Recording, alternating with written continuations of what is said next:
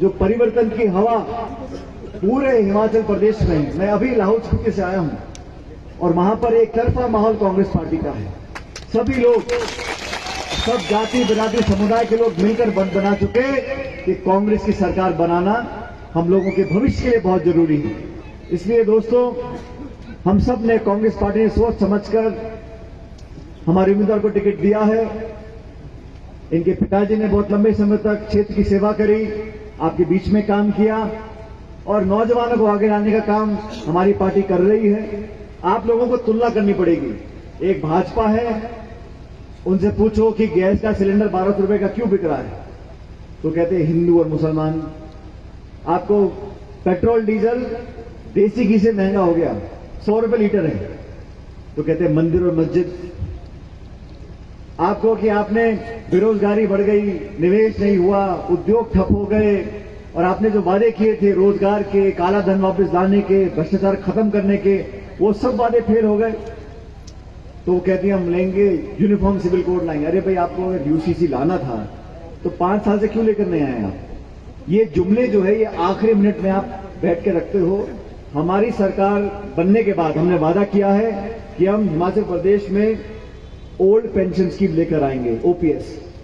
और ये मैं इसलिए कह रहा हूं क्योंकि हमारे देश में जहां जहां सरकारें हैं, चाहे छत्तीसगढ़ में है, चाहे राजस्थान में है, हमने ओपीएस की घोषणा करी और लागू किया। इस बार भी हिमाचल प्रदेश में सरकार बनने के बाद पहली कैबिनेट मीटिंग में ओल्ड पेंशन स्कीम हम लोग लागू करेंगे। ये मैं आपको वादा करके जा रहा हूं। भाजपा के साथियों से पूछो तो बोलते हैं ओपीएस के लिए हम एक कमेटी बनाएंगे। अब वो बेचारे फंस गए। हुआ क्या, ओपीएस एक बहुत बड़ा मुद्दा बन गया हिमाचल में। अब भाजपा हां बोलेगी तो लोग बोलेंगे गुजरात में लागू करो, यूपी में लागू करो, पूरे देश में लागू करो। वो हां नहीं बोल सकते। ना बोलेंगे तो लोग और नाराज हो जाएंगे। वो ना भी नहीं बोल सकते, हां नहीं बोल सकते, ना नहीं बोल सकते, तो बीच का रास्ता निकाल दिया कि हम कमेटी बनाएंगे, कमेटी बताएगी क्या करना है। नीति और नियत अगर साफ है, सब काम हो सकते हैं।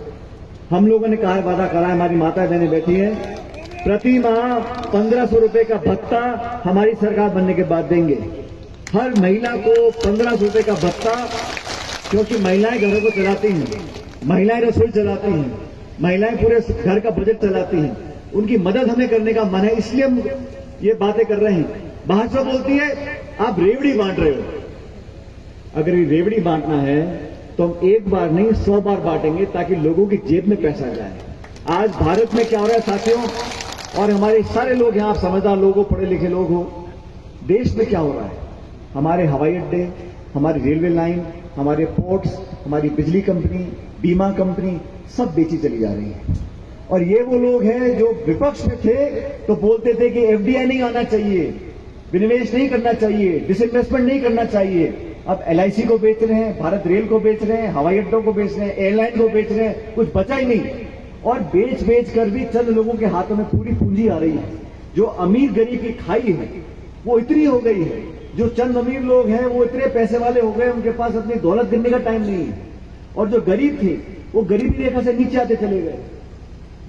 मनमोहन सिंह जी की सरकार में मुझे काम करने का मौका मिला, 10 साल हमारी सरकार रही। हमने 14 करोड़ लोगों को गरीबी रेखा से ऊपर लेकर आए, 14 करोड़ लोगों को। इस प्रदेश में नरेगा है, पूरे देश में नरेगा है, 100 दिन का रोजगार की गारंटी है। ये संविधान में हमने लिख दिया था। अब चाहे मोदी जी हो, चाहे योगी जी हो, कोई भी इसको बदल नहीं सकता। 100 दिन का रोजगार का कानून और अधिकार हमारी सरकार ने बनाया था। हमने शिक्षा का अधिकार बनाया, खाद्य सुरक्षा का अधिकार बनाया, हमने कानून बनाए लोगों की भलाई के लिए। हम लोगों ने निवेश किया, देश की संपत्ति बढ़ी, लोगों के हाथों में पैसा आया। हमारे समय में गैस का सिलेंडर 450 रुपए का था, अभी कितने का है यहाँ पर? 1150 का तब है जब दुकान के आप सामने से लोगे और दुकान में पीछे दरवाजे से लोगे तो 1300 रुपए का मिलता है। तो ये जो काला बाजारी हो रही है किसको नहीं मालूम।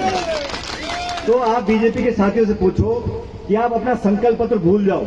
हमें तो खाद का, बीज का, तेल का, पेट्रोल का, सब्जी का, फल का, साग का, कपड़ों का, इनके दाम कब कम करोगे? आपने सुना किसी एक बीजेपी के नेता ने बोलते हुए कि हम महंगाई को कम करने जा रहे हैं या महंगाई को कम करने की कोशिश करेंगे? कोई मतलब नहीं। इनको तो नारे देने आते हैं, digital India, stand up India, get up India, make in India, स्वस्थ India, fit India, run India, इतने सारे नारे दिए और जमीन पे क्या हो रहा है? बेरोजगारी बढ़ गई, जीएसटी थोप दिया गया और जीएसटी भी ऐसा लगाया है कि व्यापारी भी परेशान, आम नागरिक परेशान। तो साथियों, देश में हिमाचल प्रदेश का चुनाव बहुत महत्वपूर्ण है। मैं आपसे बार बार इसलिए बोलता हूं कि चुनाव तो हर 5 साल आते हैं, लेकिन पूरे हिंदुस्तान की नजर आज टिकी हुई है कि हिमाचल के लोग कौन सा बटन दबाएंगे। और आप बटन दबा दोगे तो लोकतंत्र में देखो हार जीत होती रहती है। हम भी कई चुनाव हारे हैं, कई चुनाव जीते हैं, लेकिन ये चुनाव बहुत महत्वपूर्ण है। पूरे देश के लोग उम्मीद कर रहे हैं कि हिमाचल के लोग हमें रास्ता दिखाएंगे। ये जुमलेबाजी, भाषणबाजी, अखबारबाजी, इश्तिहारबाजी, ये करते करते कितना साल निकल गए। आज रोजगार चाहिए, लोगों को अच्छी सड़कें चाहिए, हमारी बहनें माताएं सुरक्षित रहें, हमारे को 2 जून की रोटी मिले, जो हमारे पढ़े लिखे शिक्षित बेरोजगार बच्चे हमको नौकरियां मिले, ये कौन नहीं चाहता। लेकिन दोनों सरकार की जो डबल इंजन की सरकार है, मैं कई बार बोल चुका हूं कि ये डबल इंजन की सरकार है, लेकिन तेल पानी कुछ नहीं है। और एक इंजन सीज हो जाएगा 12 तारीख नवंबर को और दूसरा इंजन हम सीज करेंगे 2024 में। तो ये सब लोग बातें बहुत बोलते हैं, काम करना इनके बस की नहीं है।